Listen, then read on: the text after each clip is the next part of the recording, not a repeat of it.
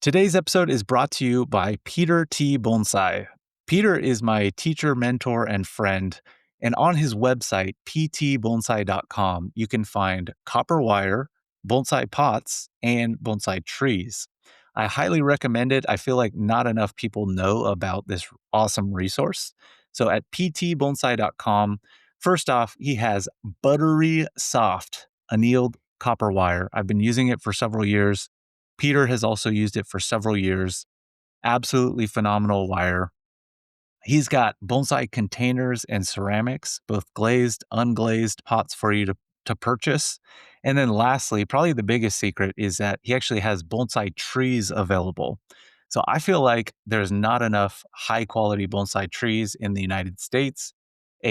Great spot to find really good trees is on his website. He's got deciduous, broadleaf evergreen, and conifers available. Some of them you do have to purchase. They're only available for pickup, but he does ship a wide variety of trees. He's got lots of trees for sale where you can buy them and he'll actually ship them to you in the United States. The good ones go quick, so I recommend checking back on the reg. Super great resource for trees, copper wire, and containers. Check it out at ptbonsai.com. Once again, that's ptbonsai.com. To baby trees. Bonsai. Bonsai. Bonsai. Bonsai. Close enough. The Black Pondo Podcast. Bonsai. Bonsai. Bonsai. Bonsai. Bonsai. The Black Pondo Podcast. We're at my house here in Birmingham, Alabama. Awesome. What are you in your garage right now? Yeah. I guess it's a basement. But Okay. yeah. So my garage is pretty sweet. I'll be able to do workshops here once everything gets set up. I've got like a bathroom here that's separate from the house. I've got the heating and cooling. So, I can have people here in the winter and in the summer. I put in some lights. We've got rubber mats for the floor. Oh, that's rad. Don't show my model. My model thing. Dude, I've got a Gundam modeling obsession. So this is That's super cool. I want to see one. Well. Oh shit. Well, yeah, I've got a problem here. That's cool. I like it. I mean, I assume that they're way easier probably to get in Japan, probably cheaper anyways. They're a little bit cheaper, but to be honest, like they're easy to get here. Like last time I was in Japan, I brought some back, but it wasn't really worth it. They took up too much space in my suitcase, and I couldn't bring. So Michael is staying in my house for a couple days while he does like a bonsai tour around here. While I screw up everything. Oh my goodness. What a disaster planning was. Everybody's so nice though. I'm so happy. Oh my goodness. The planning, everything blew up in my face. Seth saved my butt with the Huntsville Club too though, so one less empty day at least. Well, hi, I'm Michael. How's it going, Michael? Great to meet you, man. Yeah, good to meet you. Oh, sorry, I've been so crazy. It's been like 3 days, put on almost 600 miles. Wow. Pretty good. That's quite a bit. Yeah, Driving? just in the last couple of days now. So it's like work, drive, work, drive, work. Yeah. Yeah. And Michael, you're from Canada originally, is that right? Yes. Okay. Very In nice. fact, my dad is American though. So Okay. I've been down here lots, but I've never been here, I guess, as over 21 and alone. This is interesting. It's transformative. I've been here not even a week and I've already had road rage. I've been Nice. stranded in the dark. It's been, I don't even know. I'm so tired right now. How is driving in Canada much different than the US, or is it pretty much the same? It's like Mario Kart either way, right? It's, everyone's trying to run each other off the road. It's the same. Actually, Awesome. especially this area is a lot like Alberta. Okay. And yeah, it's a lot of fun. Sorry, Very I'm cool. eating carrots and breaking branches over here. You ever, can you hear that? You said I could eat. Absolutely. You I'm do just whatever you bugging. want. Michael Uh, was like a little delirious. Like we went to a barbecue restaurant last night, and I'm pretty sure he just tripped out everybody. He's I saw so pictures. It looked yeah, really he's good. so sleep deprived, man. Oof. I'm And sorry, I we're did Michael. in that. and we're in Alabama, so they're like so confused that this Canadian guy is from Japan. And it was so weird. That they is a little asked him different. they asked him like, "What are you doing here?" He's like, I can't tell you." He's Uh, killing me. they probably Yeah, think you're like a secret agent or something. that's what he said. Yeah, I just couldn't That's like. literally How what do he I said. explain this? I'm way too messed up for this. I'm like so strung out, sleep deprived. I get to Seth's though, first good sleep I've had. So I'm Ah, kind of back to baseline a little bit.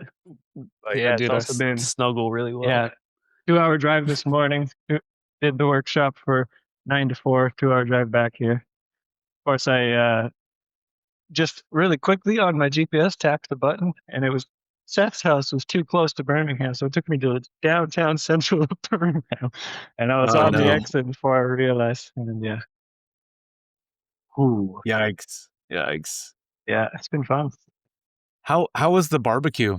And where'd you guys go? It looked really good. I saw pictures on your Instagram story. I'll let Michael. So the place is Full Moon Barbecue. It's like 5 minutes from my house. There's a lot of barbecue here, but Yeah, for we've me, it's pretty good. But it's not the best place around here, but it's pretty good. it was the best meal I've had here yet. Yeah, Okay. absolutely, I just am ribs and a what would you call that? The whole half of the chicken, Yeah, I think it was a quarter chicken, two quarter chicken, ribs, two yeah, slices of white bread. deviled eggs. I'm just making sure I can stink up Seth's sauce. uh, Does it feel interesting to start eating American food again for you two? And how long has it been since you've been back? uh, I'll start by saying, yeah, American food is really like I really missed American food while I was in Japan, but coming back, dude, everything is poison. Like everything has so much poison in it and so much sugar. Like everything has sugar in it. Mayonnaise has sugar in it. Hot sauce has sugar in it. It's crazy. But I mean, at home, I pretty much just eat like meat, eggs, cheese, bread. Uh, and I don't know. I'm getting a taste for American food again, but it's kind of shocking to me like how much my taste did change because food was hard for me in Japan. But now that I'm back, it's kind of like I don't miss it, but it's like shocking to me how different the food tastes. Like you can taste the preservatives and chemical additives and stuff in the food. For sure. Yeah. I totally How think so. how how do you do it and travel here though? Like I'm already kind of going insane from it. You know, I go to gas stations. I asked if they have coffee. The burner's not even on. So and then the other option is like cold, like the Starbucks Frappuccino style ones, where it's just like so unbelievably sweet. And then otherwise, yeah, it seems like to eat good food, like it has to be like a hobby to eat organic or something. Like you have to spend Oh all your yeah, money for on sure. it or something. For sure. What is going on? Yeah. Uh, I do think that's part of it. I cook at home a whole lot, and it's just way easier like that. It's almost like mm, impossible to go out. You can't go to like a 7-Eleven here and Oh just no, get dude. something good.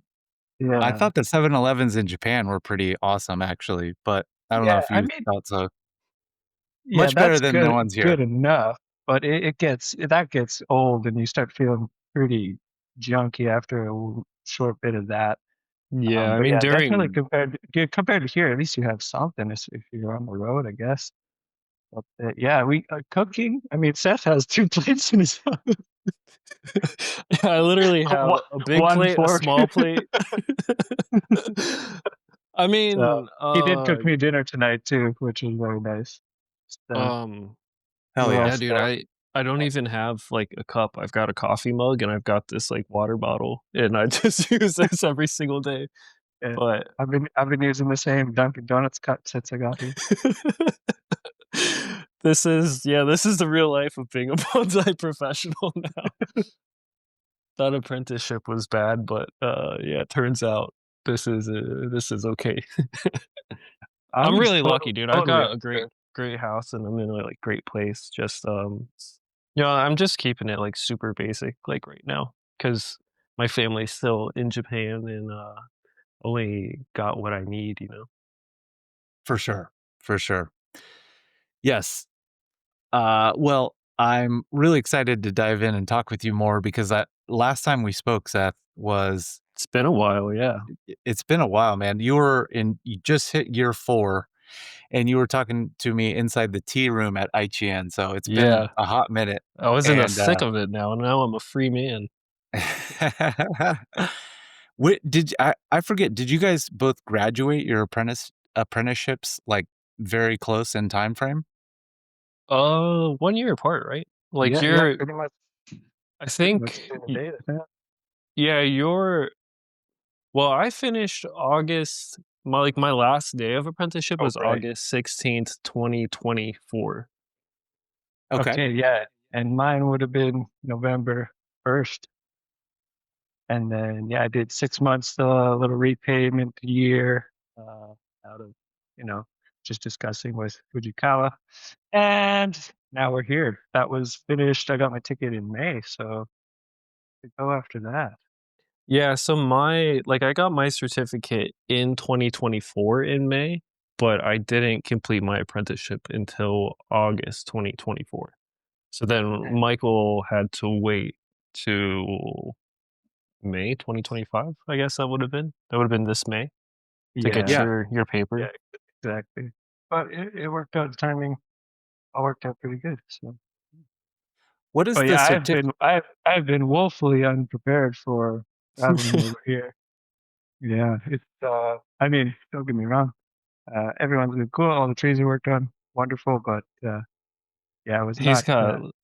got tell Jeremiah the logistics of this trip you're doing. It's crazy. Oh yeah, okay. So this is going. This time was a little bit south of Nashville, and then I drove into Mississippi, and then I drove to Seth, and then I drove North Alabama, Huntsville, and then back to Seth.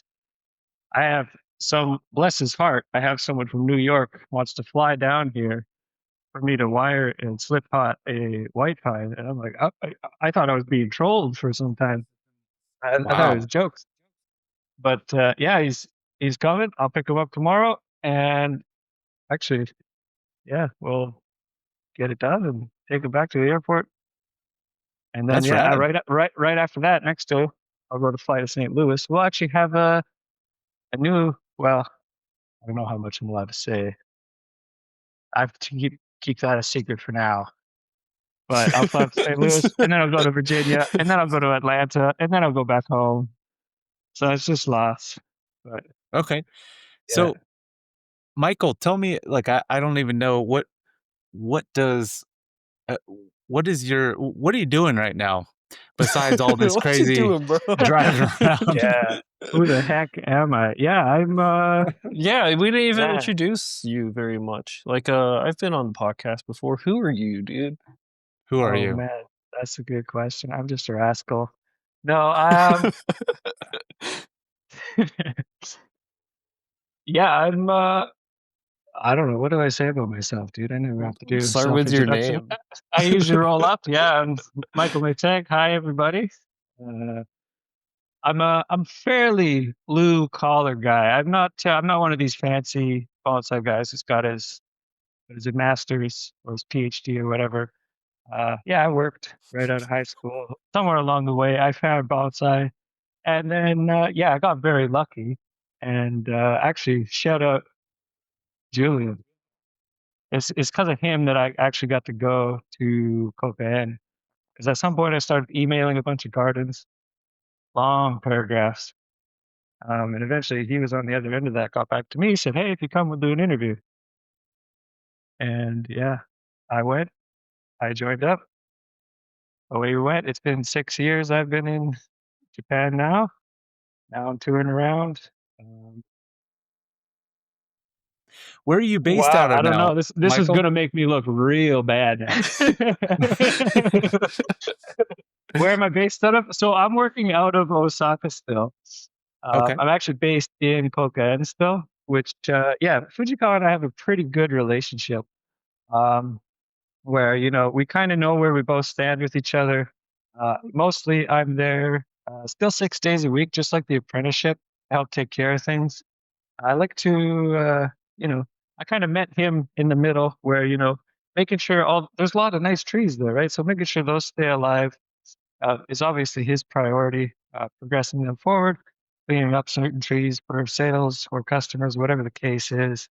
And yeah, otherwise, if there's nothing pressing to do, I work on a lot of my own material or go sourcing material. And otherwise, yeah, BSing with people on the internet. And yes,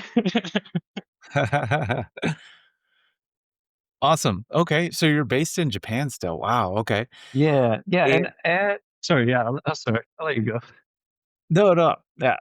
I feel like one of the things with podcasting is it's hard not to cut each other off, and so I apologize about that. But I was just gonna ask, uh, do you think that you'll be in Japan for quite a while? Yeah, so somewhere along the way, actually during the lockdowns, I met my now wife. She's Japanese. We got married. I've got my visa for Japan. Been getting set up there for business as well. So yeah, I'm gonna stay stationed for now in Osaka. Hopefully we can find. I don't want to reveal too much, but yeah, hopefully I can find a nice place somewhere close outside of Osaka, or we'll see where we Sorry. end up. Yeah. That's so cool. Maybe buy one of those Akita, the abandoned houses, and just start some from the ground up. Start a Um, YouTube channel remodeling the house. yeah, we'll see. No, I don't think so. I can't stand editing videos, so um, yeah, it's gonna be interesting. Just really, right now, I'd like to start a family, go full bore. I'm going around. I'm just going to be candid about it. I'm trying to make as much money as I can to get my life set up because I've I don't want to say wasted, but I have worked uncomfortably hard for the last 6 years to like craft a really good technique for making cool trees. Um, Mm. and yeah, now this is it, right? Yeah, dude, I you gotta tot get your hands whatever they're doing with those hands. Uh, I respect that. I think that's, great. That's what you should do, and being a dad is pretty cool, I think. How's it working out for you, Seth? yeah, so the last time we talked, there was no even plans of having a baby, and, my son will be 7 months old in 10 days. Um, my situation I mentioned earlier, like, my wife and kid are still in Japan, but, God, I'm going back to Japan on the 17th for 3 weeks for Christmas and New Year's and stuff, so I'm gonna have to just, bounce back and forth between the 2 countries to, make a bunch of money and go see them whenever I can.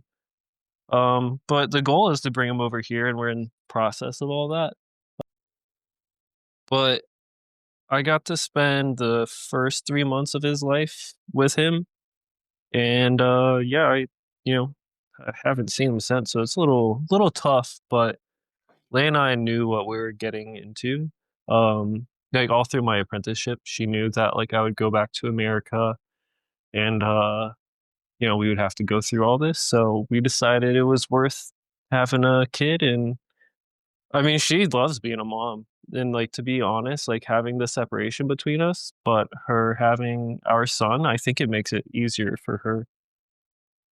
Like, you know, long distance relationships are hard. I went to Japan in a long distance relationship, and that was like a huge mistake. So I think pretty much all the apprentices do that, and I don't think a Yep. single one of us has ever had success. So, but yeah, having the baby, it's been really good, and like she's so happy being a mom, and I miss them, but I'm gonna go back soon, and I'm really excited for that.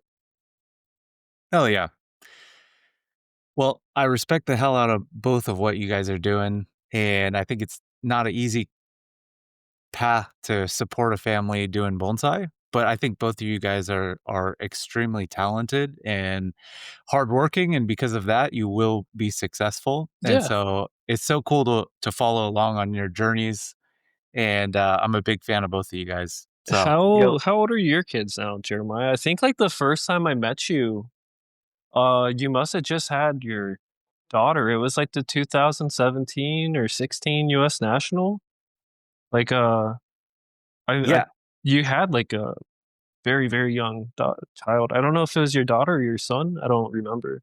yes. So we met in 2018. 2018. And the reason I remember that is just because she was born that year. So I think she was only like 6 months old or something, Yeah. and we flew her across the country, we brought her with us to New York, and it was a cool experience. How is flying with a baby though? Is it It's hectic? it's absolute hell. Uh, no. Like I'm one of those parents, I'm like, "Oh, yeah, like, I don't want my kid playing with iPads too much, and I don't wanna, like, Yeah, yeah. appease them No, me with, too. pacifiers and candy and this and that." But, like, on a flight, I'm like, whatever it takes to get through this kinda thing." Um, and luckily, like, my wife is just phenomenal with them, and she does such a good job. So it was mostly her, Uh-huh. and, dad got the easy role in it all. So Cool. yeah, but my kids are great, man. They're so much fun. They're 7 and 6 now, and, I got them in a bunch of, like, sports and gymnastics and jujitsu, and, Sweet. they're just, like, super funny, we laugh all the time, we have a great time, and I'm like, being in a family is the best thing ever, so, I'm a big supporter of the whole family thing for sure. Yeah, Yeah. going through high school and all that, I felt like the public education system kind of fear-mongered having a family, and I always thought, like, I would see my friends have kids in their 20s, and I would feel like they're, like, ruining their lives, and then now that I'm starting my own family, it's like, wow, I wish I coulda did this sooner, like, it's amazing. And I'm just starting it, but, like, yeah, I wish I could have had more kids earlier. Yeah, that's awesome. That's awesome. You think you'll have another one in the future? Yeah, I hope so. Get things more Kind settled. of yeah, kind of where my head's at right now is at least get my wife over here, before doing it again. Cause yeah, it's tough, our situation is tough. I'm not gonna beat around the For bush sure. about it. Yeah. For sure, for sure. Ah, that's crazy. Well, so did you guys communicate or hang out at all when you were back in Japan? Was it Me mostly and instant Michael? messages? Yeah, you and Michael. Yeah, Sorry. There's we're some rabbit holes we can only traverse so far. yeah. But yeah, we hung out. I think I met you, must have been like 2021 Yeah, Gafuten? yeah. So can I tell a bit? Yeah, yeah, yeah. Yes. Maybe there's more to it from your end, of course, but I didn't really know Seth at all. I knew of him, Yeah, and then he was coming down to hang out with Kaya, and the plan was Seth wanted to go see Dr. Ted as well. And then yeah, I got to tag along. We all got to go out to a bar one night, and then the Seth ended up crashing at my apartment. that is And true. it in his tiny Japanese apartment, right? So it was just me like on the little sofa bed thing that I had, and then him on the floor. And Did I sleep on the floor? I don't even remember. you slept on the floor. I offered the couch, and you're like, "I'm good on the floor, man. It's worse than HU." Well, Yeah, yeah, when sorry to interrupt, but like yeah, yeah. my when I was in the main house of HN, like, it's just tatami and like a 1 inch thick, to be honest, that's not even an Oof. inch thick futon. Ugh. And it's like super, super thin. So anything's better than that. Just hell. But like to be fair, that's just like the Japanese lifestyle. So like for me as an American, it's weird, but for them it's normal. So Yeah, I mean, I sleep Gosh. on tatami now, and it's pretty good. But Huh. yeah, Dang. anyway, That's hardcore. Yeah, I yeah. can't So get used to that. sorry, sorry. Go Yeah. ahead. So Seth and I really just, I don't know, we hit it off pretty good there. We kept, that's my dog. yeah, heck yeah. We always kept in touch, and then, he starts sending me funny stuff. I start sending him funny stuff. We've only Going actually met, down the I meme guess rabbit this hole. is really only the third time we've actually met in person over the last, 5 years. Is it really? Yeah, man, because you would have been Gafuten, and then you We came worked a couple to. auctions together though. Okay. Besides those, I guess, yeah, Like yeah. besides Otherwise, work obligations, yeah, yeah, I yeah, think you're yeah, right. yeah. And then the one time I came up to Seth's in Nagoya, and all we did was we went to the gym for 3 hours and then went and ate yakiniku. Totally gym bros. Yeah, so that Seth, that you've was become that was the best. such a hardcore gym bro, man. Yeah, Yeah, seriously, this friendship is it's not founded. It's founded in bonsai and then solidified in steel. yeah. Just uh, sending progress pics and memes and how to get better and what's our squat max and everything. Yeah, yeah. Not good, by the way. Jeremiah is a calisthenics god. Oh, I bet. Definitely not. Do you lift a lot, Michael, too? Lately it's been bad. But throughout the apprenticeship, like I put on like 15 kilos of like just weight. Like I was a noodle. I was a skinny noodle when I started. Um, and yeah, I just tried to eat as much rice as I could. For the first 2 years, especially, it was just, yeah, chicken, potatoes, and rice. And then constantly, what do I have to do? Especially until I met my wife, it was just go to cocaine, go to the gym, go home, sleep, and yeah, I had nothing else for a while, right? So I just yeah, want it to, it, it went pretty good. And then of course, yeah, you need it to lift trees all day, right? We yeah, get put in some wacky positions, man. Just like, For you got a sure. tree with a crazy branch coming up right side. You got to pick it up with your coworker who's, got the good side for some reason. It's there's awkward lifts all the time. So yeah. I mean, that a lot kind of that kind times of became an outlet to save my back. your arms are always like fully extended to lift, and like in Yeah. that position, you have like no muscle activation, So you always end up lifting with your back, and then I hurt my back. That's like the main reason I got into the gym. I had a bad back from nursery work already, but then I was picking up a tree and it like was very top heavy and it was too heavy for me alone, but like I was working an auction, I had to do it. And yeah, I just had to like torque the hell out of it, and I threw my lower back. I like partially herniated a disc or something. I don't know, but I've never had it diagnosed. But like lifting was the only thing that helped, just like it strengthened my back. Yeah. Yeah, man, I've had lower back issues too, and, like, really bad at some points. I don't know, it's come from jujitsu, it's come from, like, lifting trees, it's come from a variety of different things, and what I have a good friend, who studied to be a physical therapist. He's just, like, hardcore into exercise, and he taught me some exercises to strengthen your lower back in particular. Yeah, Like, he taught me yeah, this, yeah, like, dumbbell seated good morning yeah. variation, and that's really helped. Like, I've really been focusing on building strength in my lower back, and it hasn't gone out since. And so I think, like, I used to just work out like a bro, just do like, Uh-huh. the beach muscles, and more recently I've just really been trying to focus on the entire body and especially targeting my lower back because I've that's something that You wanna absolutely do goes out. weighted back extensions. Um, you need, like, the back extension chair, the 45-degree chair. You know what I'm talking about? Yeah, yeah. The Dude, seated good mornings is similar to that. It's similar to, like, yeah, it's weighted like back that's what you extensions.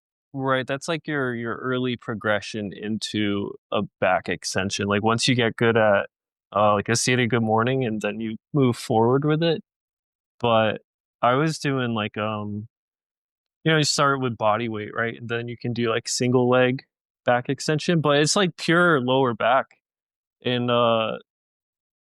like, the thing is, like, normally you try to avoid using your lower back when you're lifting, but then you go and lift something and you have to use your back and you throw it out, right? Because it's weak. So, yeah, I mean, direct lower back training really, really helped me. That's awesome. We should, get together and work out some lower back sometime. That sounds a little weird, but, Yeah, do a Sounds 6 hour but I'm going with 6 hour it. lower back workout. yeah, dude, let's work those glutes. I'll be home for you.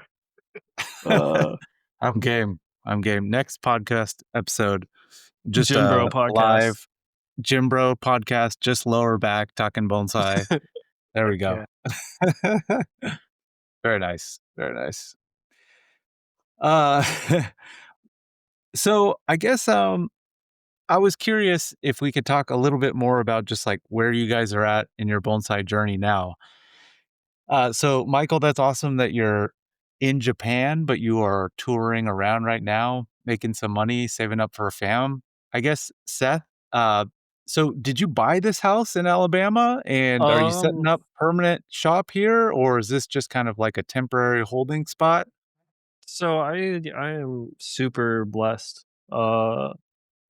So in spring, I came back to the US in January. I worked a little bit in January, like couple jobs, and then in February I did a like Southeast tour. I did Tennessee, when I did Tennessee, Atlanta, Alabama. And here in Alabama, I met someone. Um, he likes to stay pretty private. So I'm not gonna like name him, but I met someone who I would call my patron instead of a customer, because he's doing so much for me. So he set me up with a place to live, um, full time work here, and he's giving me the freedom to like build my independent business at the same time. So it's like, I mean, more than I ever could have imagined, to be completely honest. I met him during like my second month working as a professional. And at the time, my wife was pregnant and I just like ran into this opportunity and yeah, he made me an offer that like I God, it would have been the biggest mistake of my life to say like, no, I want to work independently still. He just made me an offer I couldn't refuse. And so yeah, cat's out of the bag, right? I'm pretty much looking to be permanently here, at least for the foreseeable future, probably, more than the next 10 years. The growing climate here looks like it's going to be like awesome. There's my next door neighbor has two Japanese maples that are like super super thick in the ground, and down the street there's sakura. Um, Cherry? yeah, yeah, Japanese cherries in the ground. All over the city, there's like Japanese garden trees, not like Milwaukee, but just the varieties, the species. The gentleman I'm working for, he started bonsai like 30 years ago. And he field grew some like massive kishu here in Alabama. And yeah, it seems like for what I want to do, which is more like build a nursery and grow material myself, like propagate, grow, make bonsai, not just like do the hire for wire bonsai traveling tour guy. So for what I want to do, like it seems like I'm in a very, very good spot. Like I'm 3 hours from Nashville, 3 hours from Atlanta.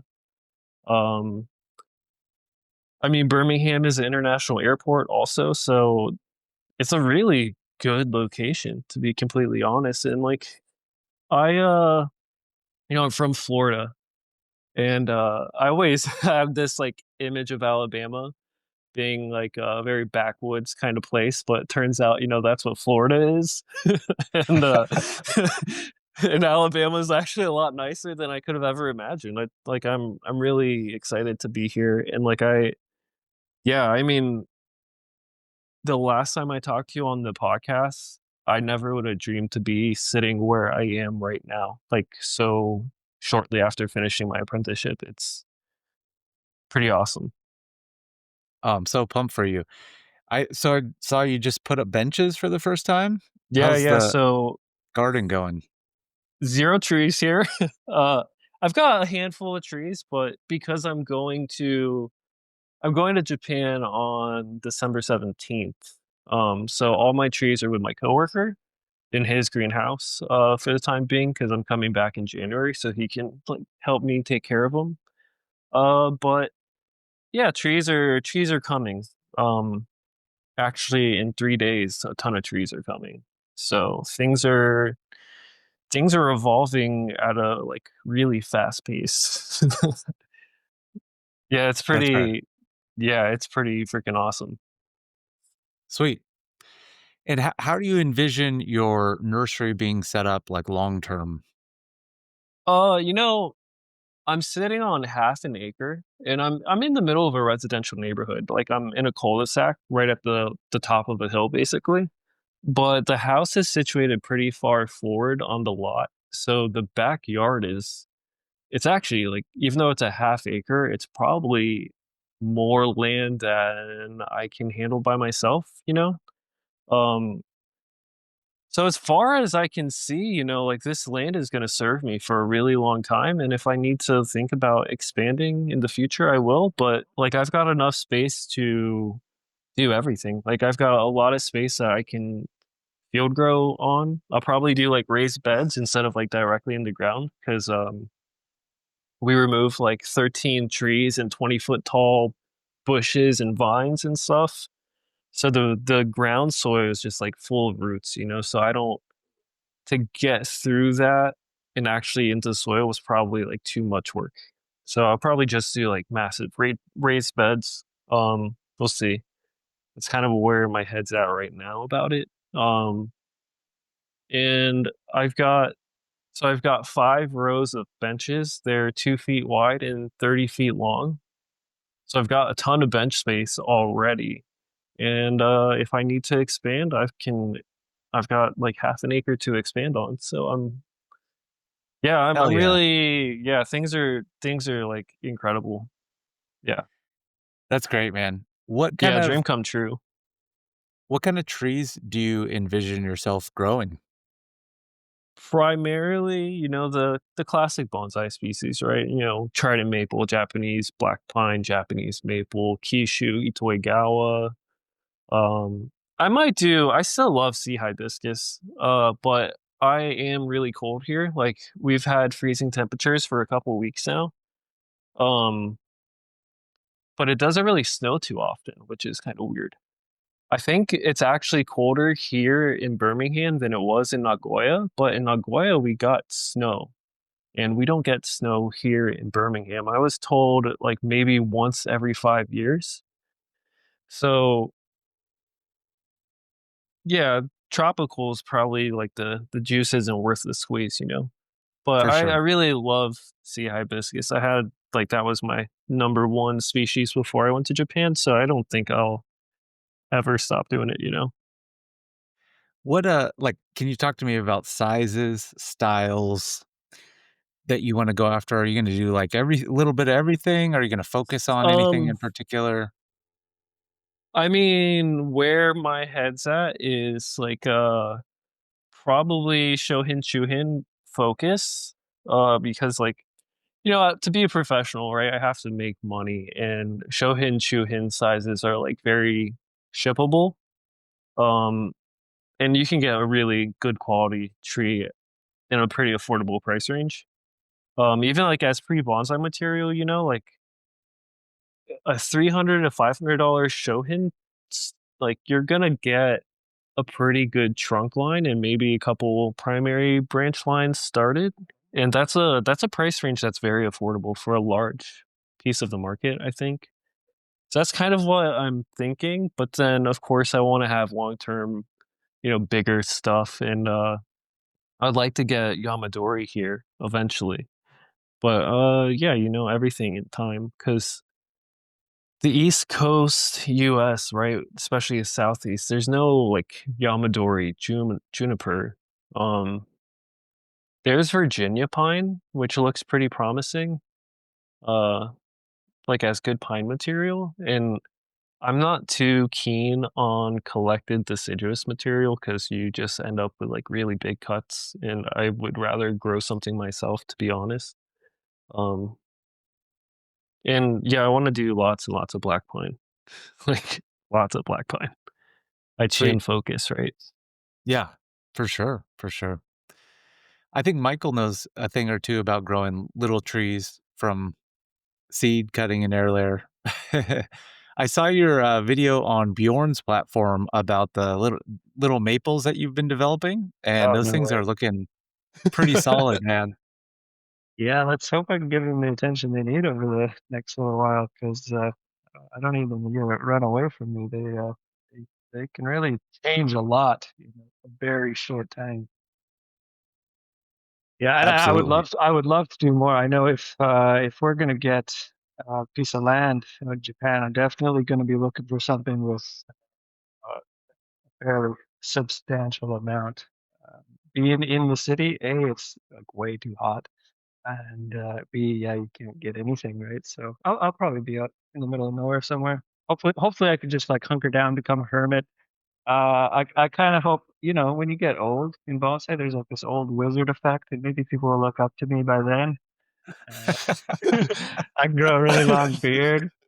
Uh, I and love maybe it. maybe people come to me by then, and I can just sit still and wait. The difference between like the US and Japan, um, I feel like land in Japan is super expensive. Like it's half an acre. I don't even know if IGN is like on a total of a half acre, to be honest. Like Probably not. yeah, I don't know. Everything in Japan is so small and so expensive. Like the houses are cheap, but the land is incredibly expensive. Interesting. I wonder. Yeah, it is crazy expensive in Japan land wise. Although, so Michael, were you joking or were you serious about potentially buying one of those homes that is abandoned and really inexpensive? I see a lot about that online. I don't know much about it actually. It's kind of funny. Like, I am always looking for land available. They get cut into really weird shaped parcels in Japan, right? It's very mountainous, so often they're like through forests that skirt along the side of a mountain. It's totally unviable when you're looking for the amount of land that I'm looking for. So a lot of the time it comes down to here's an Akia that has land, one of the abandoned houses, and it might be one of the routes we have to go. I'm just kind of waiting to see, when what's financially viable, and what is like actually reasonable location wise too. So just if those things match up, like I said, right now I'm at in Osaka. Things are going pretty good, so there's no reason to just like skirt away immediately. But yeah, it'll just be like an opportunity and time thing, right? So Very nice. mostly serious. Yeah, cool. That's so cool. What are like the positives and negatives when looking into those types of homes? Uh, let's see. I mean, Kokoen's location isn't really the greatest, but we still get like tourists and just random people who come and want to buy things every once in a while. So we've been running workshops out of there too for beginners, and that's like fairly good income every once in a while. But when you're looking for something abandoned out in the middle of nowhere, like it just becomes hard to access, right? Um, where, even for me, if I'm trying to do bonsai over there, I would need to drive around a lot. So it would be good, find something that's close to at least a highway, something you can get onto the main veins as soon as you need to. Also, yeah, you're looking at, are you on south side or north side of a mountain? There's just all sorts of little weird things, and it's hard because it's not like here where they're happy to just here's the address of the place, you can go look at it. They kind of obscure it every once in a while, so you have to really dig and be like, where the heck is this place? I don't want to call them. I don't want to talk to them yet. I don't want to have to go meet them to go see the place. I just want an idea right now. Ah, It's interesting.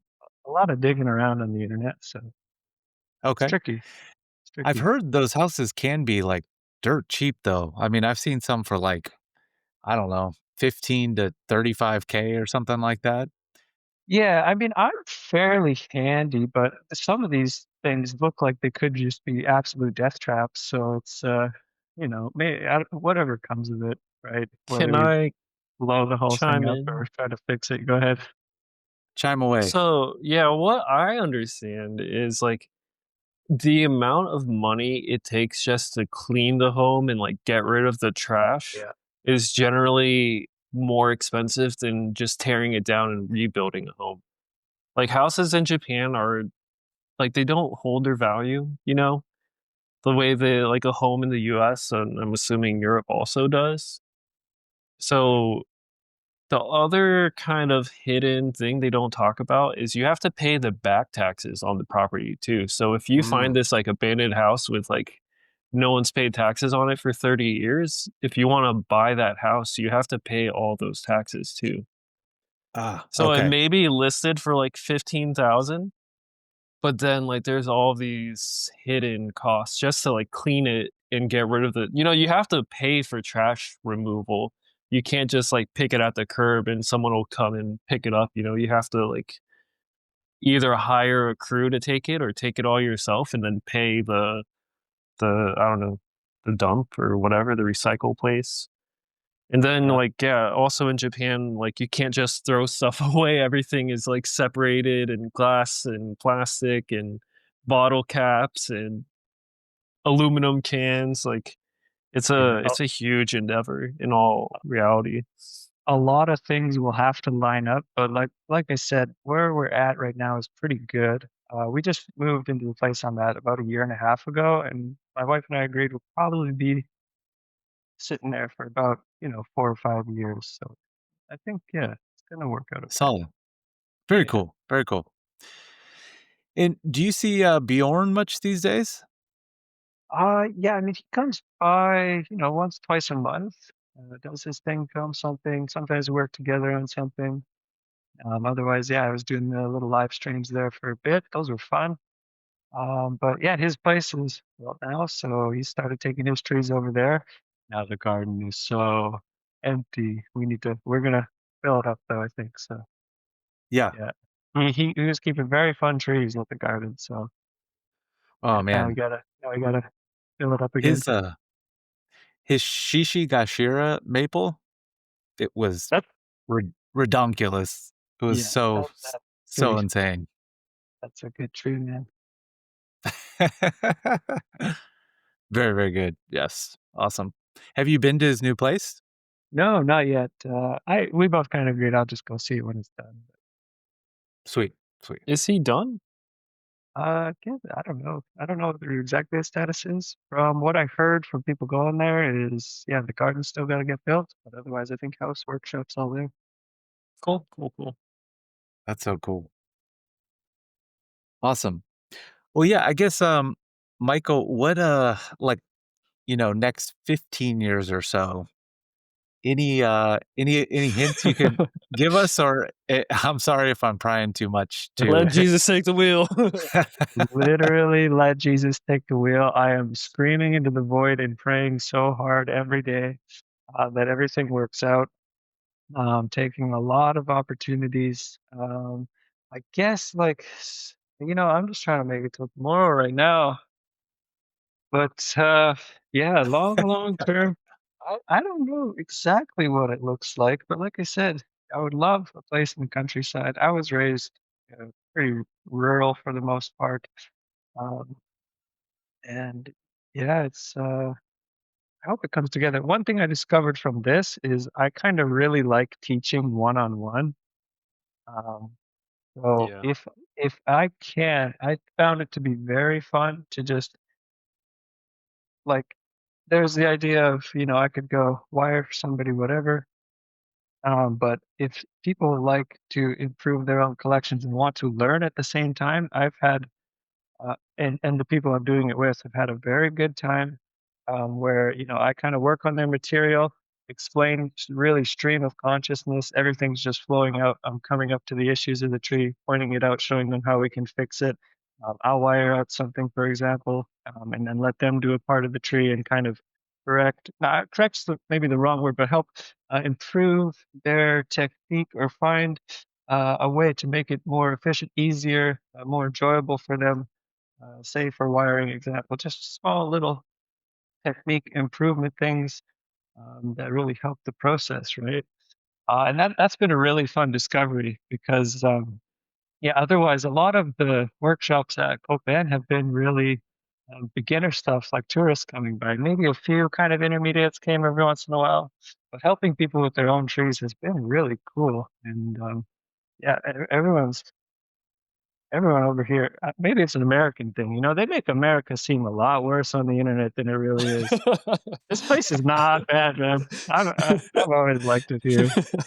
Yeah. Uh, So, you when we you were have to living in say that. Japan, yeah, I mean, even for me living in Japan the last 5 years and watching like how the US has changed via, getting all of my information from my phone, yeah, I was kind of like uneasy about coming back, to be completely honest. But I will say, like 2 days ago in my hometown, like is it FTA? Firearms, tobacco, alcohol. Is that what the agency is? They just like did a huge raid and they had like 92,000 pounds of synthetic kratom, and like the guy had explosives and a rocket launcher and fully automatic rifles, and the kid was 20, he was 26. And yeah, that's my hometown. It's So doing better than me. yeah, America's Wow. whack. That doesn't happen in Japan. So, Michael, I wanted to ask you because it sounds like you've been alluding to being in Japan long term Mhm. for like foreseeable future.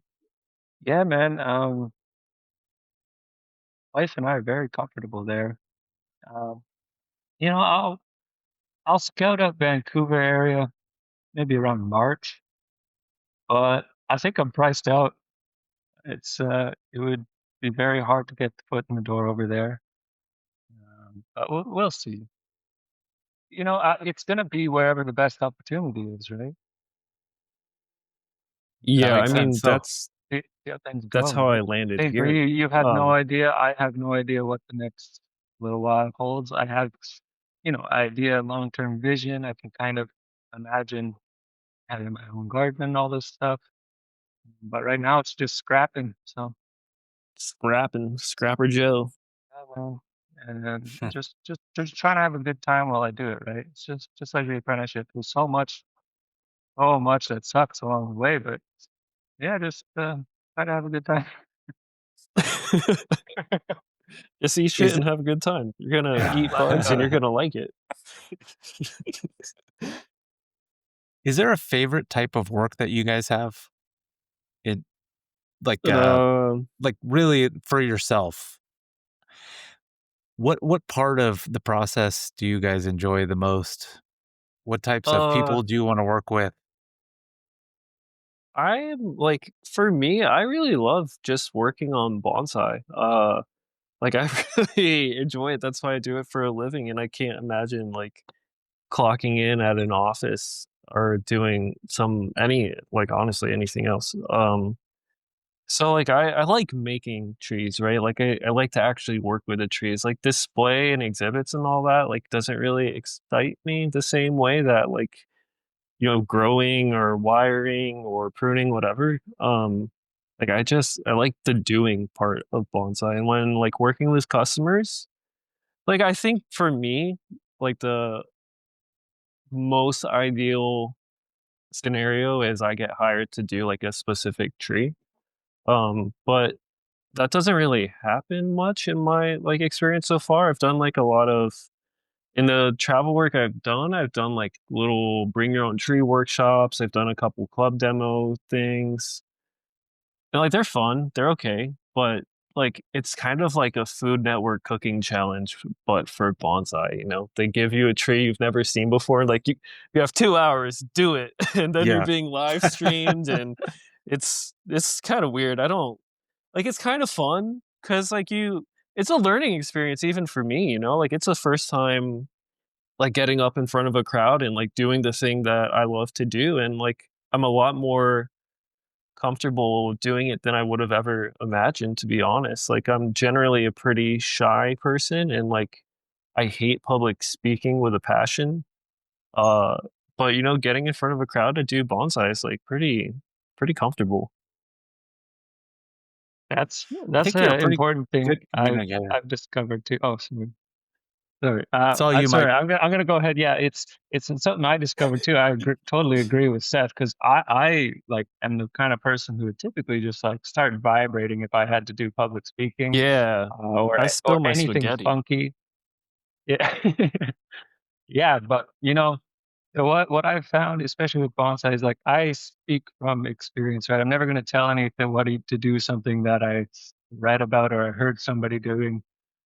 Everything I kind of teach, kind of hand down is through just, yeah, a lot of mistakes I've made over the past few years, right? And I think that has helped a lot with my ability to, yeah, communicate and get That's through to people something what I think can help them, right? I wanna hit on this real fast, like what Michael just said, the experience, like, as I've been working around, like, you know, I was just in California for a few weeks and I've done like other prior work. You know, everybody always asks, like, is it necessary to study in Japan? But like the thing that you get that you can't get anywhere else is like that full immersion day in and day out. And like there's Michael and I were just talking about this where like every time you're working with a tree, um, there's like this recall, you know, like I can recall a similar branch pattern or like scenario, like some kind of issue with a tree or like design or something like that. There's this recall because we have like years of literally like day in, day out bonsai experience. And it's kind of, I don't know, I just wanted to hit on that real fast before I forgot. It's a niche reference, but maybe a lot of young guys will know. Like Dragon Ball Z, they have the hyperbolic time chamber. I used to watch that when I was a kid, and you go in for 2 days, but it's been 2 days in real life, but it's been 2 years in the chamber, right? So you go and you do bonsai, and you are accelerating your exposure to all these different scenarios with bonsai, and you're able to wrap your mind around so much of it, right? And then again, uh, like I said, I'm a working guy. I'm not the smartest person, but I have this muscle memory that I can make things happen with the material that I'm working with, right? So it's very interesting seeing being especially being outside of Japan now and seeing like all sorts of different stuff. It's very cool. It's very yeah. I don't know, Yeah, man. It's that been it's very something like the apprenticeship experience doesn't really prepare you for the professional experience like in a direct way, right? But you get the skills and like mental tools to do bonsai well. And then you know, you kind of yeah, I'm still kind of figuring out like what to do as a professional, you know, like how to work with people, how to do a demo and you know, part of it's entertainment, but then, you know, you're also trying to like execute bonsai at a like a high level. Um yeah, it's cool. It's a cool experience. I don't know where I was going with that. I lost my train of thought there. I appreciate you being so both of you being so authentic, and I think we're all figuring things out. And I also don't know how you become good at anything without a lot of time spent on whatever endeavor you're pursuing. And I just don't know any better way to get good at bonsai than it seems like doing an apprenticeship and just putting in those hours and hours of getting your hands on trees. Like there can't be a better way to get better at bonsai than getting your hands on trees, high quality trees with feedback. And so I Yeah, I think you guys mean, did it really the right way. yeah, bonsai is it's doing, like you can read books and like that knowledge will take you pretty far on your own, but let's say I'm sorry, like not to call you out, but Jeremiah, how many black pines do you have in your backyard? I have 0. You have 0. Okay. Well, let's I say don't you have had any black 5. pine. Okay. Um, I take that back. I have 1. I'm sorry. It's growing in the ground though, so it doesn't really okay. count. Well, just for hypothetical, let's say you have 5. So in 1 year, you decandle all 5 of those trees. So you've decandled 5, and you get 5 examples of how like the tree will respond to decandling, right? But like in my experience at IGN, we have like several hundred black pines. So you have several hundred like unique reactions, right? And like examples, that's the word I was looking for. You have like several hundred unique examples of how a tree responds to black decandling. And then you have 5 years times several hundred examples. So like that type of exposure, I don't think you can get it anywhere else if you want to do bonsai. Like you can learn bonsai, but the that type of exposure you can't get it from anywhere else except a Japanese bonsai apprenticeship. I mean, you can study bonsai in America, right? I think I said it the last time I talked with you, but like my Oekata told me, like, yeah, anyone can teach you how to wire, but only I can teach you how I work. And yeah, I think that was a really wise thing he said to me. At least it stuck with me, so I feel like it's wise. For sure. Um, I was curious, with sorry, I'm changing topics. We're kinda jumping all over the place. I hope that's okay. Yeah, But, we're riffing it, dude. Winging it. I I like that. I like that. Did Aichien and, Fujikawa Kokain ever interact with each other? And one thing I'm really curious about is I don't even know how to say this properly, but, like, with the different bonsai families or clans, is that Plans. still a thing? Or not so much in Japan? And anything you have there, I would love to hear. I'll let you start, Michael. I was talking for a while, Oh, so you know what? Um, Fujikawa take a bullet. really keeps his distance from a lot of people. But Fujikawa keeps his distance from a lot of people, so I'm not too involved with the garden family dynamic stuff, right? But no matter what you do, the thing is, when you're doing this, when you get involved, um, the life is so family. Like you work so closely. Anybody who works alongside you, anything they do affects you as well, right? So if somebody wanted to do something to mess with your situation, your well-being, it's as easy as you know, like if I left Kokoen right now, there's only one apprentice there, and I can really mess up his life. That's going to be, I'm on this trip right now, and bless his heart, he's not going to take a day off for the 2 weeks I'm here. So we have that, you know, you want to take care of the people around you, right? So as far as I know, there's bonsai families. Certain gardens have certain dynamics. I guess like Daijuen's a really big one where lots of people have studied there. So maybe they all do business with each other in a nicer way. I'm not really too sure, to be honest. But I think Seth would have kind of decent experience with this too. He's had lots of uh, different Japanese guys that he would have to consider like senpai too. So Yeah. I'll let you take it from here, man. So Aichian is part of that Daijuan bonsai clan, I suppose you could say. And the connection is my Uekata, Junichiro Tanaka, studied with when we studied at Daijuan with Toru Suzuki is like the current Oekata, and his father. To be honest, I don't remember Daijuan family very well. Like I didn't study at Daijuan, so um so anyways, like yeah, there's been like 36 to 40 Japanese professionals who studied at Daijuan. So then under each one of those professionals had they, eventually have their own apprentices. So that it forms this like large network of business relationships, right? That they because like Japan's such a hierarchical society.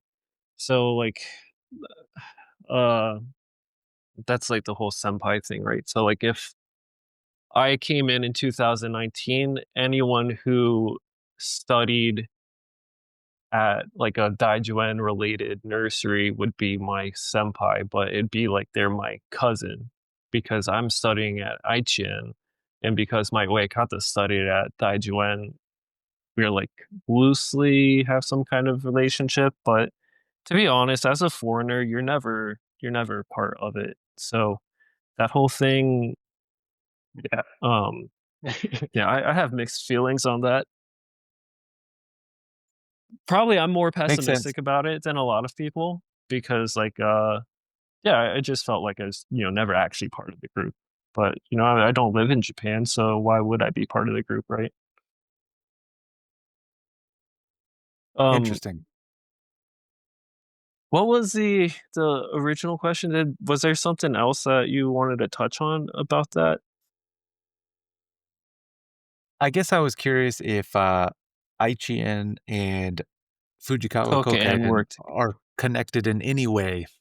Um, I mean, not really. Like, there's no bonsai family connection, right? Like, I don't. I think Koka is like somehow related with Monsai N. If I'm, is that right, Michael?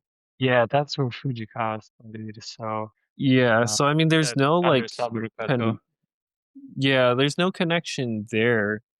But like the bonsai community is so small that like all the professionals work and deal with each other. It's not like you can't work outside of the family, but like when I say work and deal with each other, it's like if they're selling a tree at an auction, it doesn't matter who's selling. Like everyone, you're gonna buy from anyone who's selling, right?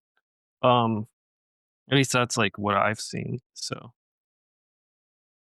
Yeah, there's I Makes a sense. think, cooperation where the rising tide raises all ships. I guess that's a pretty common way to say something like this. Where especially like auctions, everyone's just trying to everyone's maybe get their trying to money make a back on buck. certain things. Yeah, you trying to make a buck. You have material you don't know what to do with. Some other guy's garden, some other guy's apprentice. They have a technique to take that, or they just have someone they can sell it to, right? So there's a lot more maybe cooperation in that way, but ultimately, I think it's just everyone trying to make their ends meet too, right? So Yeah, I think Yeah. so. I think maybe in the past there might have been more of this like family. mm, um I don't know what the right word is, like territory, like customer, like territorial, being territorial about customers or something like that. But I think bonsai has like shrunk so much that that had to go, or nobody could eat kind of thing. I don't know. That's Yeah. my impression as not being someone who's like very actively involved in it, that's only looking from the outside and what I saw. Yeah, it's super interesting to me, and I don't even know what I'm asking exactly, and I'm even more of an outsider. It's just fun and interesting to Yeah. get an it's weird, apprentice's and a it's couple. hard to relate and express even if you haven't just been in it. Like it's something you have to observe, and I mean, as foreigners, it's something you really observe, kind of from like an outside position too, right? So you kind of just get to sit For and sure. watch, and these things happen around you. It feels like, right? Yeah, they Instead of definitely happen around you. Like the world moves around you and you're just kind of in the middle of it happening. At least that's how I felt. I felt like the whole world was moving around me and I was just sitting still. Yeah. What what are any other general trends about bonsai in Japan come to mind right now? I think last Sell it time, Seth, all. we go ahead. Yeah, that's the trend. Sell it all. To Everything Or China. must too late. go. Yeah, yeah, everything must go to China and Vietnam. I mean, like that's the honest truth is like they're just Yeah. selling everything. Like I don't think even like Kicho bonsai that is supposed to be like quote unquote cultural masterpiece or whatever. Yeah, those get sold all the time. Like Really? everything must go. I thought those could not leave Japan. I thought that was the deal, but Bye I bye. guess who would regulate that? Yeah, who's gonna stop you? Got Yeah, it. I mean Got that's it. what I say. Like everyone's just out to make a buck now. Like my impression of Japanese bonsai is like yeah, everyone's just trying to make a buck, and you got to get the money while it's good, or you're missing out. Kind of like the whole world Very right now. pessimistic. Yeah, yeah, I guess it is like a global We're, trend. we're just all trying to grind each other into a pulp and like Don't grind on me, bro. gross. Mm. Hmm. Depressing. Although Yeah, a On the little bit. Sorry. cool. All right. Well, why don't we move on? Yeah. yes. uh, let's see. Why don't we talk about a few more technical type topics? Is that cool? Or do you want to, Yeah, yeah. is there anything you want to Sure. talk about in particular? Uh, shoot, I don't know. uh, so, To be honest with you, like I have a pretty so I think bonsai in the US has been like made overly academic. And when it comes to like technical bonsai work, it's to be honest, it's kind of common sense. And I was just at Tom Vuong's, and I was talking to Tom Vuong about like collecting and grafting and bending, and like he literally said to me, like, yeah, it's common sense. And for like example with bending, like if you take your arm and you hold it out straight and you know, you can always bend it in, but there's a point where you can't bend it back. And if you extend past that point, it breaks. And like a tree branch is exactly the same. And then he made the point like, but if you add in some rotation, you can then bend it where it like originally wouldn't. And I don't really know where I'm going with this, but I just feel like I feel like at some level when you really understand something, you should be able to explain it to a child, in just a few sentences. Uh I like that a so like lot. yeah, so talking about bending, like it's God, I don't know. I need to be led in this conversation. I'm okay. kind of So a it dummy to be honest. yeah, when it comes to that, when it comes, say for example, you're wiring something, you have to come up with a technical method. Like for example, today I was the very first time I really wired or used somebody else's wire on their own tree, and it's totally different from what I'm used to my Yeah, own that's really pitch weird to pattern, do. my own tension, and everything.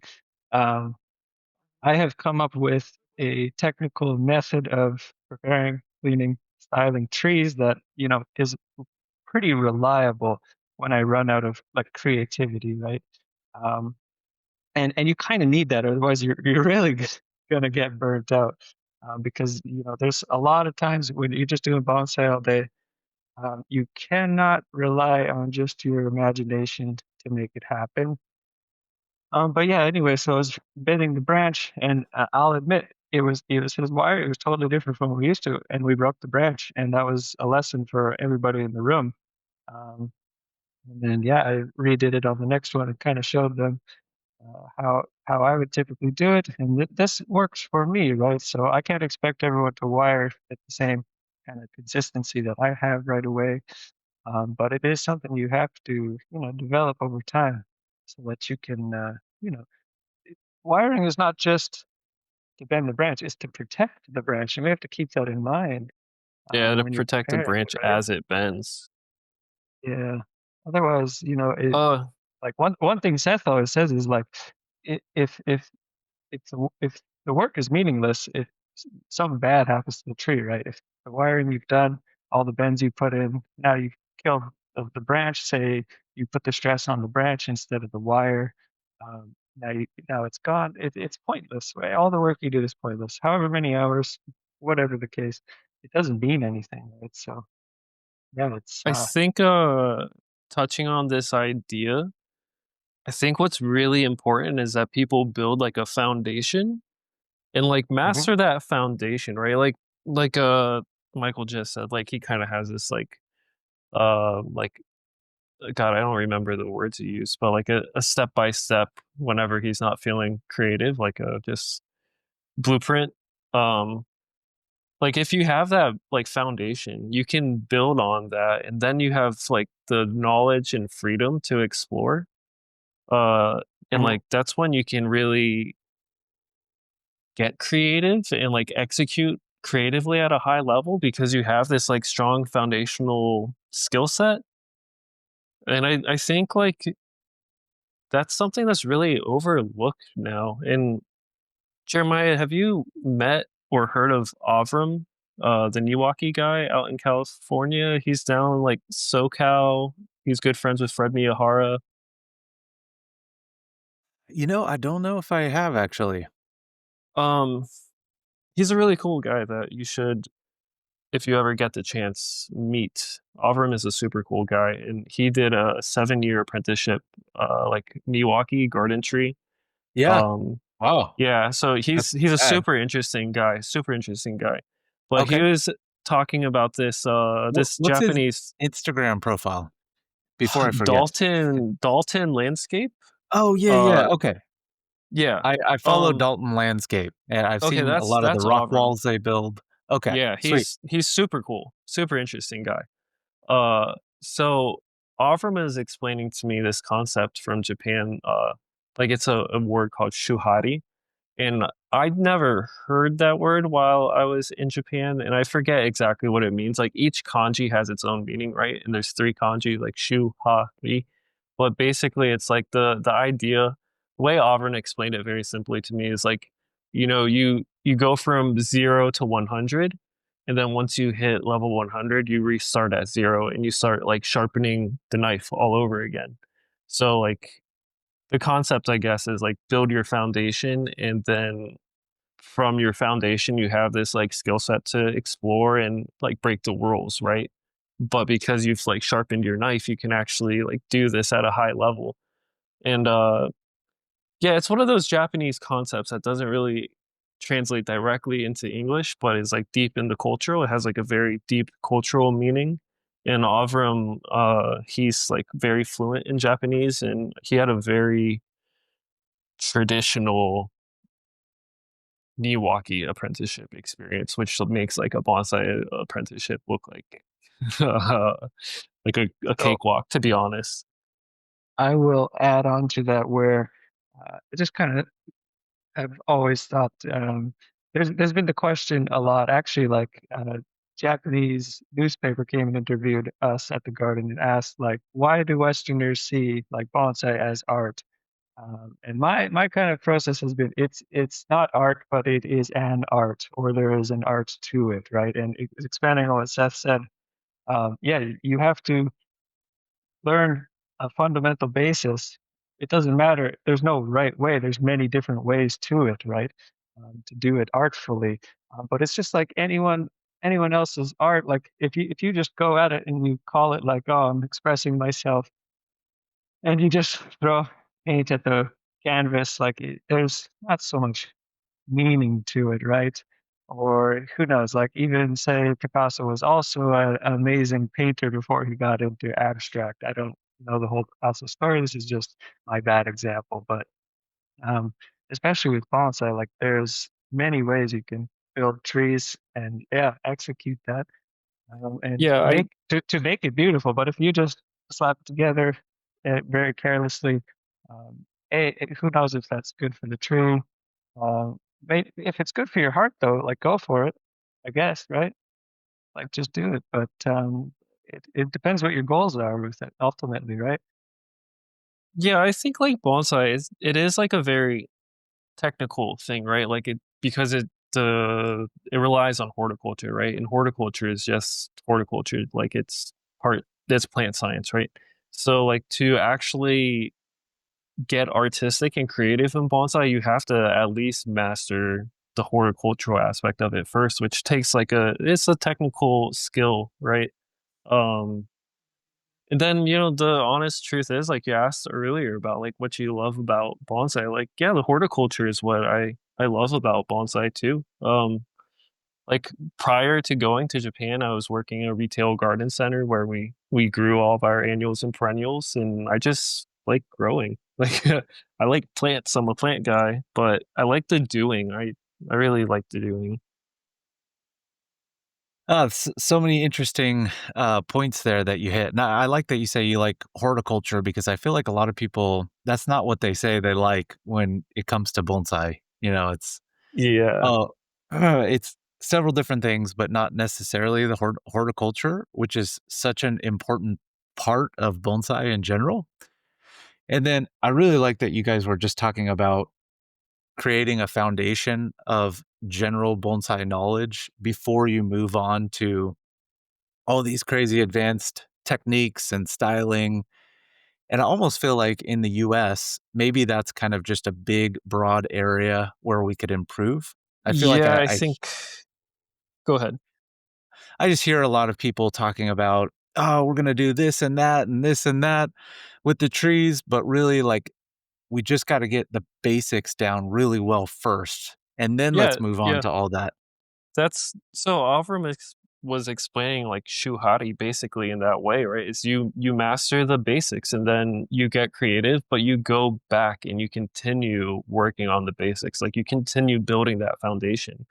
And yeah, I mean I can't explain it as well as he did. Like I just learned this concept, but I really like it, stuck with me.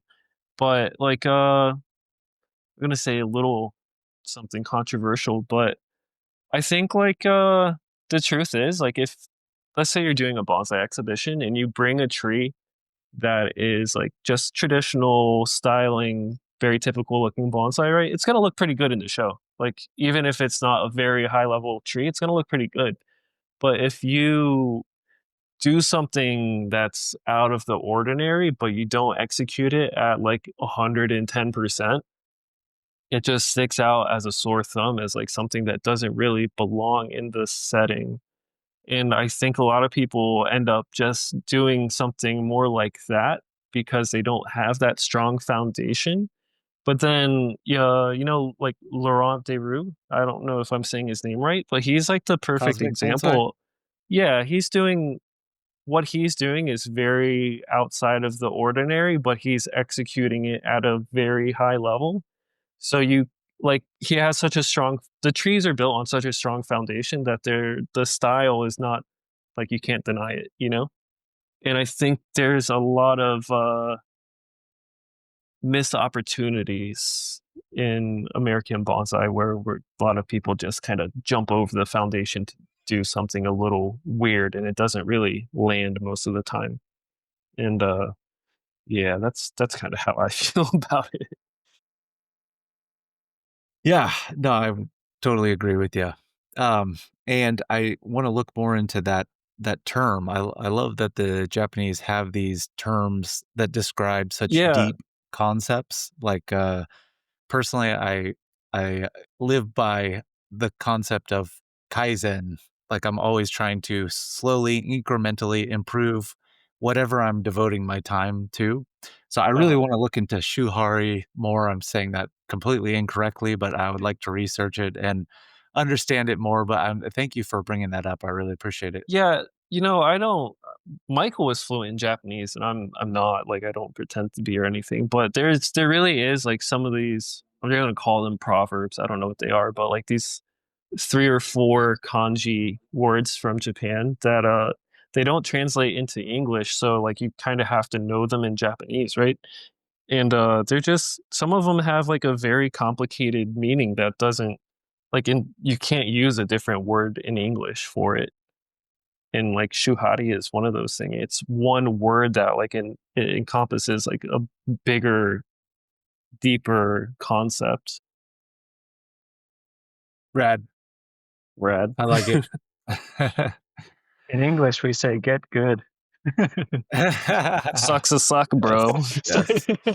No, Got it. no, no. Hey, uh, speaking of technique, so with repotting season coming up around the corner, one thing that I wanted to pick both of your brain on is how did the nursery manage trees that were long overdue for repotting? So very root bound, soil completely broken down, no air, no oxygen, no water penetrating that root ball. What do you do with that at Aichien and Daijuan? Look, sorry, Okay. Fujikawa Oh, Koken. Sorry. could you? Don't leave the podcast, please. Bye, bye. I've been talking for a while. Why don't you go, Michael? Yeah, I mean, we're no stranger to it. We get Stranger all danger. sorts of trees. Yeah, oh man, sometimes we get trees that can just help keep us busy in the down season, right? So we'll just get these super big, overgrown white pines. You look at them and you're like, what the heck's going to happen with this tree? And sometimes they've been in the same pot for, a decade or more, roots just pushing up out of the pot. And it can get pretty crazy. It's difficult, right? Uh, you know, you just have to, again, you have to do the work. Um, in the case of like those are white pines, so you don't want to brutalize the roots entirely. If they're like grafted ones on black pine stock, they can handle a lot more work. But for the most part, we're just kind of gonna go in, excavate as much of the hard stuff as we can, and kind of expose uh, whatever roots are viable, and that's hard to judge. That's not something I'm ever going to explain over voice on the phone call, right? You gotta be there to watch Yeah. that For whole thing. sure.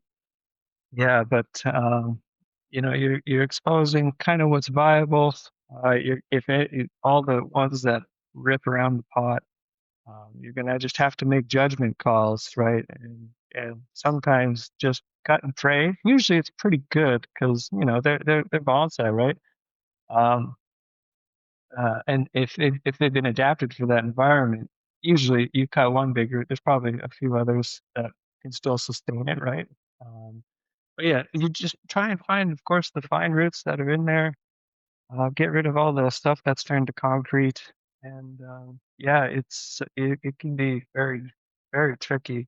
But reduce if you can. If there's space, try to reduce the root ball so you can get it in. Just refresh. Maybe generally we end up in like the same pot for those kinds of trees. Something like that. It would be probably not smart to try and reduce the pot size at that point, right? If you can, you know, we're at a balance of repot it so we can wire it later and sell it. But something good would probably be prepare a box for it, right? Um, Other options, yeah, if you want to go that route, stick it in the ground if it was declining. Um, Do you think Otherwise, that a box has a benefit over a ceramic container, I like want to just a say something. wooden yeah, go box? ahead. So, my professional opinion, yeah, wood is porous, and the roots will like explore even the pores of the wood. So you get like this kind of expanded area to a sense. Like terracotta is really good and it's like very breathable and stuff compared to like a plastic pot. But I feel like wood just gives you even more space to like let the roots explore. I'm think it's like a really good thing. And Yeah, like also the wood kind of acts like a sponge, right? It holds water and the roots love it. with the box too, you can like if you put the bottom as just a few slats, you can have the rest be a mesh, and then it's just total open drainage for everything to run right through, right? You have superior airflow. Right? For sure, So for sure. Superior. Yeah. You know, that's great. I always kind of debated that in my mind. Like I thought, hey, maybe a box the wood material would be beneficial, but it's hard to tell how much benefit you actually get from a I box think compared to a there's ceramic Something pot. to it. Yeah. Yeah, I think like a wooden box compared to a plastic pot, there's a much more visible difference. But like a wooden box compared to terracotta, um, Pretty close. pretty close. Yeah, close. But I would still say like the box, like Michael said, you're gonna get better drainage if you do like a big mesh or custom size, right? If you don't have like a pot on hand. But then like a glazed Nice. bonsai pot, you're gonna have a little less breathability than terracotta, right? But anyway, I digress. Yeah.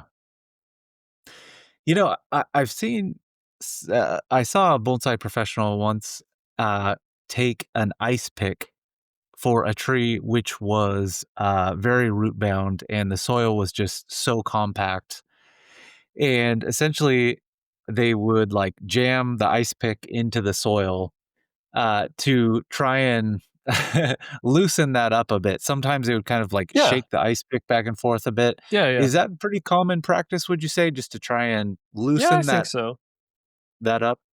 Because I mean, like as a temporary kind of, maybe you're out of repot season and you need to improve some water flow. Like, yeah, it's a good thing to do for sure.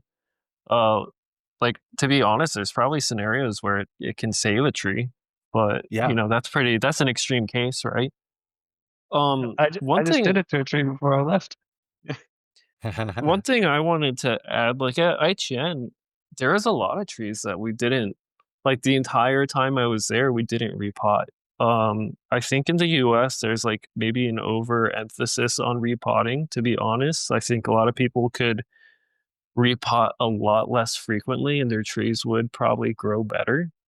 Um yeah, it's a fine line, right? That's the horticulture part of bonsai is like being able to read the tree and determine like, do I need a repot? Am I going to actually increase the health of the tree? Is my tree in decline? Do I need a repot because of that? Like, I think a lot of people they just get it in their head, like conifers every 3 to 5 years, deciduous every 1 or 2 year, and they just stick to it and do that instead of like reading the tree and just doing what the tree needs. But that's that foundational skill that you have to build on and just like get a feeling for. Yeah. I will say, I feel like as I've and I am very much still learning with bonsai, all the time. But as I've learned more and more, I really try and utilize whatever the tree is telling me. So I'm always just looking for, what does this tree right now need right now? Does it need to be under 30% shade cloth because it's a hot day? Do I need to water this tree for a third time in the day because the topsoil is drying out so quickly? Do I need to put this tree in a bigger pot? Do I need to repot the tree? Do I need to, do this or that? And I feel like it's it's hard to give specifics like, "Hey, repot your trees every 3 years." Yeah, It's they're more so, yeah, yeah, go by what the tree is telling you. yeah. We can give general guidelines, but what really it's all about, what does this tree need right now? Yeah, and being a bonsai professional, I'm kind of realizing most people want like black and white, do this at this time kind of answers. And like the reality is it's just not that way. And uh it's kind of weird being in this position as like quote unquote expert, right? And people want have this expectation of like you're gonna give them a solution to their problem, but it's gonna be this simple solution. And like bonsai is just not one of these things that like there is a simple solution to every specific problem. Like there's a lot of guesswork in bonsai. Like you can, like you say, like you look at the tree and you kind of have to figure out what it's telling you, and you then have to react, right? Like so, there is just a lot of guesswork, and the more bonsai you do, and the more like involved with your bonsai you are, you should be able to make a good guess, right? But ultimately, like you are kind of guessing, right? For sure. For sure. Educated Fantastic. guesses. Alright, well, I'm thinking one more, I was hoping to pick your brain about one more topic, and then I should get going because I gotta drive to Yeah. LA still. Oh, Actually, fun. You'll 2 be in things. traffic for hours. wanted to ask you, Seth, did you work with Tommy Lee? Not at his house, but I did a workshop at Bob's in the spring, and Tommy was there. That's so Did cool. I Was did that? I disconnect? Nope, you're still on. I can still hear you. Okay. Yeah, Tommy's a super cool guy. You know, we actually talked a lot about fatherhood because at the time, you know, my wife was pregnant, and it was so funny hearing Tommy Lee like being excited about being a dad. It was like surreal to be honest. He's a great guy. Like, you know, I've never really met. So we lost Michael. Yeah, I never met like a celebrity, right? And Tommy has this like reputation. Uh, like he's a pop culture icon, right? So yeah, to the real person, he's a great guy. That's so cool. So cool. And he's so, and I will say too, like he's really into bonsai. Like he works on his own trees, and so in the workshop I did, like he wired his California juniper. Like I helped him a little bit with like some tough connections and heavy wire, that kind of stuff. But he wired the whole thing in a day, and it was like a big tree, you know. It was That's pretty, so rad. yeah, it's pretty cool working with him. Like he's not just like, you know, rich collector kind of guy. He wants to learn bonsai. Really, really cool guy. I respect that. That's so cool, For man. sure. For sure. Just wanted to see how that was. Yeah, he's Okay, super cool. last topic. I just wanted to pick your guys' brains about leaf size and deciduous. And does leaf size matter? When might it matter? Is it important at all? Big leaf bad, good. Small leaf good.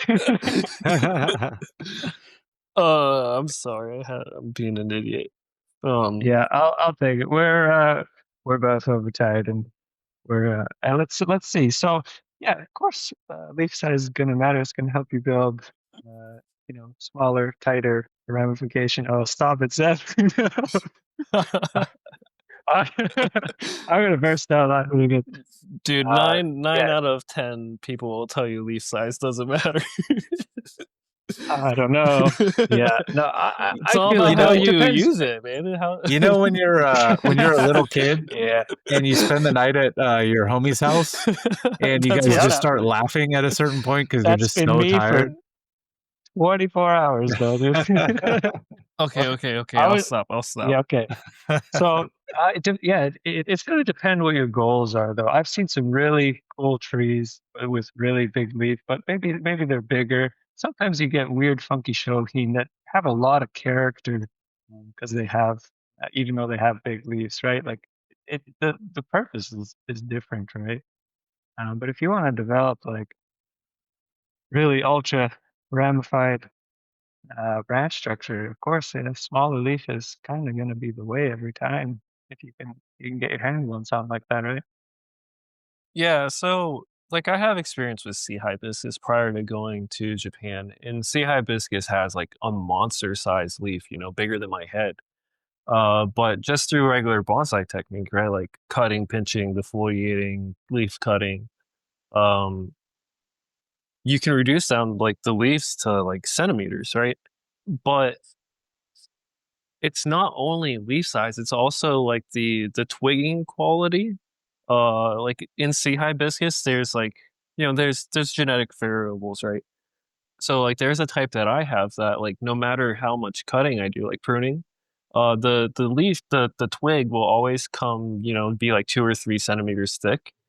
And then there's like this variety from Taiwan that Eric Weigert has like recently been able to import in the last like say I don't know exactly when, let's say like the last 5 years he's been getting them. And like that's the finest twigging variety they use in Taiwan. And those twigs are like they're just super fine, so you're gonna get more ramification. And the leaf size will maintain and be more uniform just because of that too. And you see the same thing in like trident maples, right? Like so like leaf size and twig quality are like they definitely correlate. Um in trident maple sometimes you can see like a small leaf trident maple that's still like a pretty coursing branching, like have pretty coarse branching. And you can also see like, monster trident maple leaves that'll have like huge internodes that are practically unusable, but they'll make like super thick trunks quickly. And like for me, like I'm not too interested in those types of trident maples, right? But yeah, like every species you see that. You were on the podcast talking with Julian Caesar and Caesar? Adam, Yep. the olive guy, and you were talking about Chinese quince, and you said something about the quince grown from seed. And maybe I messaged you recently when I listened to this, but yeah, like quince grown from seed, they always come with like a smaller leaf size, but those like really big quince that like have fruit on them, I don't know if those are grafted. Michael, do you know, like, are those old grafted trees that they like were in fruit production or something? I couldn't tell you for 100% certain. Okay. But yeah, like if you take Chinese quince and you propagate from seed, all of those seedlings will come with small leaves. And like, that's how they make like the shohin, right? But then you see like a lot of these really old, big Chinese quince, they do have like large leaves and they do have like a coarser branch structure too, right? And a larger fruit. And yeah, you learn to see this on all species of deciduous trees for sure. And I think it's really important to, if you want to create bonsai at a very high level, you have to work with like the best material, right? Like the best genetic material. Yeah. So regarding Chinese quince, I really like that you brought up uh, twigging quality, right? And Yeah. how the size of the leaf and the quality of the twig, so how fine the twigs are, they're correlated, but they're not always exactly the same. So for example, like I have definitely seen Chinese quince that have like equal size leaves, but one of the Chinese quince has way finer twigs and just gets Right. way more ramified, even though the leaf size is the same. So I think that's a really important point to bring up. Like it's not just the size of the leaf, even though generally speaking, like a smaller leaf is going to have more ramification. It's also about the twigs and the fineness of the Yeah. twigs. I guess for me, it just seems like bonsai that have really fine twigs and grow strongly, they just like want to become bonsai. Yeah. And it's probably easier to create like a really nice final product. Whereas 100%. a bonsai with large leaves and large twigs will just fight you the entire way, and you're never gonna it's never gonna be as easy, and you may never get to the same point that you got to if you had the small leaves and the small twigs. Yeah, I mean, bonsai, right? Like the whole point of it is to keep the tree small, right? So if you work with like a fine leaf and like a fine textured branch, right? You're just gonna reach your goals and maintain your goals a lot easier. But everyone does bonsai kind of at their own, with their own goals. So, leaf quality for some people, maybe they don't even care all that much, right? But if you're trying to execute bonsai at this like high artistic level, it's super important. Because like imagine like growing a trident maple in the ground for 30 years and it just has these monster leaves and like super thick twigs that'll never get dense. And you could have spent that time working with like something good, like a good leaf trident maple. You could have like a much higher quality tree in the same amount of time and like the same amount or less work. So then you could have also made other trees at that same during that time, right?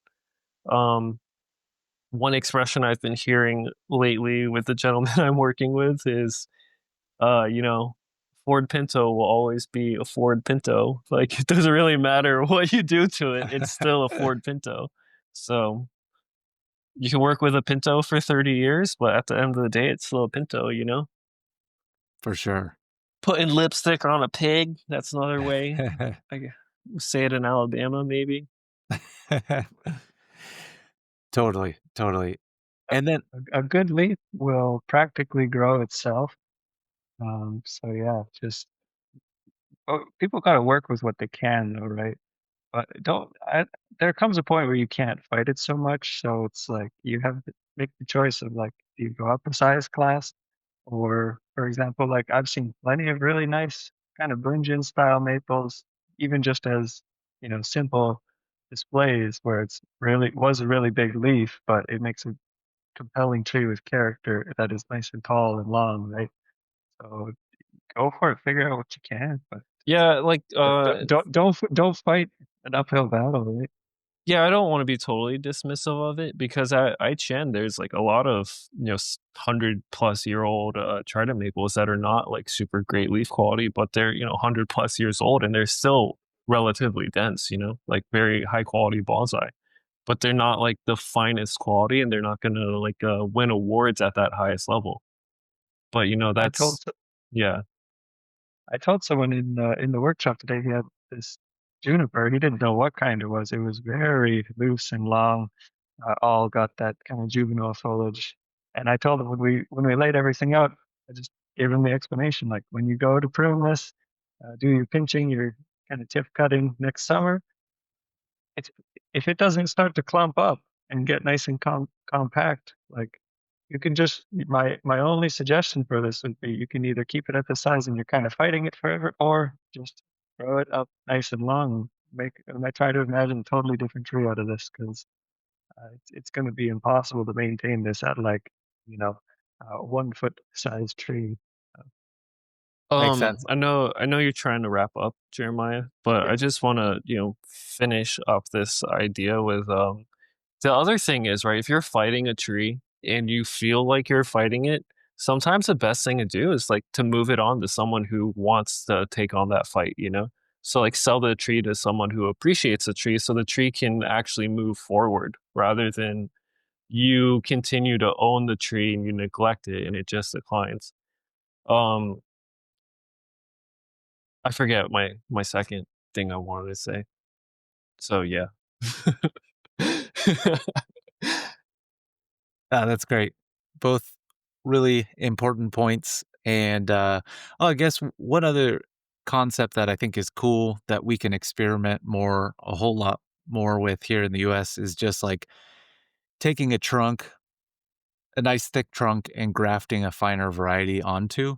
I For think sure. that's definitely something to experiment with that they do a decent amount in Japan, it seems. I will say while I was in SoCal just recently, I saw a lot of these prostratas that were grafted with Kishu, and the Kishu like growth character actually changes, right? And it gets really tight and more dense than regular Kishu. And yeah, there's a lot of like that old grafted material in California, but it seems like outside of California, people really haven't explored that path too much. For sure. Not oh, that I'm aware of, and right? propagate the good ones. Make sure if you find something good, propagate the heck out of it. Totally. Yeah, Yeah, I do wonder like with American native deciduous, like say Hmm. American beech, American hornbeam, if we can graft other varieties onto those potentially, like if they do have large leaves, like I think American hornbeam, pretty small leaf, I would leave that alone. But American beech, for example, could you graft another variety of beech on there to help with ramification? I think that could be fun to experiment with too. Yeah, I mean, to honest, I've never actually worked with American beach, so I don't know how it compares to like Japanese beach or European beach. But as long as the bark match is pretty good, like I would imagine putting Korean hornbeam onto American hornbeam would look weird because the barks are so different. Um, but yeah, I mean, it's always somebody can do the experiment and find out, right? But For there's sure. there's certainly like plenty of other species. Maybe like beech isn't the best example or whatever, but there's other species out there that probably do have good matchups. Totally. Cool. All right, guys. cool. Well, I really, really appreciate your time. It was super cool to get to meet you, Michael. And Oh, you too. Thanks, man. I am so stoked to be following along on your bonsai journey, both of you guys. And Thanks. I hope we can talk more. I had a really good time. Like, I would love to podcast with both of you guys at some point if you'd ever be down one-on-one. Yeah, for sure. And yeah, Let's follow up with that Yep. for sure. Like, I'm gonna have a little more time in January. I'm gonna be wrapped up here recently, but yeah, maybe in January we could follow up. I would love that. If you have time. Absolutely. Absolutely. You can watch me either rise as a star or crash down in spectacular fashion either way.